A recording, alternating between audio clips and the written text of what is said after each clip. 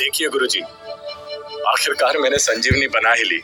अब तो आप मुझे गुरुकुल से बाहर नहीं निकालेंगे ना? सत्यानाश, अब मैं इस राज को और ज्यादा समय तक दबाकर नहीं रख सकता।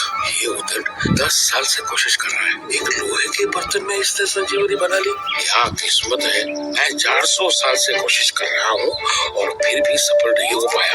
आप इतना ज्यादा सोच क्यों रहे गुरुजी? देखिए, आप चिंता मत कीजिए। आधी संजीवनी आप खा लेना, आधी संजीवनी मैं खा लूंगा। अरे रुको, तुम ये नहीं खा सकते। गुरुजी, मुझे तो कुछ हुआ ही नहीं, शक्तियां भी नहीं बढ़ रही है मेरी। ऐसा कैसे हो सकता है? बर्बादी, भयंकर बर्बादी।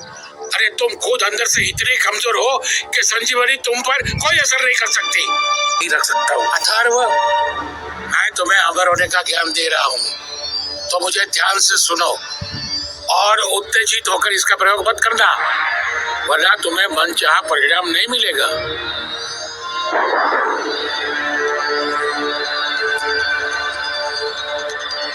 ये तो बहुत ही ज्यादा योग्य है, और अगर इसने कुछ समय में ही संजीवनी का निर्माण कर दिया और उसके सेवन से ये अमर हो गया, तो ये तो अहंकारी हो जाएगा और अपने पद से भटक भी जाएगा।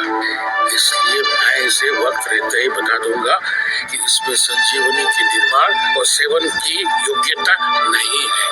मुझे इस उदंड को गुरुकुल से निकालना होगा। अथर्व, तुम 10 साल से संजीवनी बनाने की कोशिश कर रहे हो, लेकिन तुम इसमें सफल नहीं हुए। अब मैं तुम्हारी आखिरी परीक्षा लेना चाहता हूँ। तुम अपनी पूरी शक्ति लगाकर मुझ पर प्रहार करो, ताकि मुझे तुम्हारी वर्तमान शक्ति का पता चल सके। और अगर अब भी मुझे ये लगा कि तुम में पर्याप्त शक्ति नहीं है, तो तुम ये गुरुकुल छोड़कर जा सकते हो। देखिए गुरुजी, मैं इस गुरुकुल से बाहर नहीं जाना चाहता। आप तो मेरे गुरु है ना।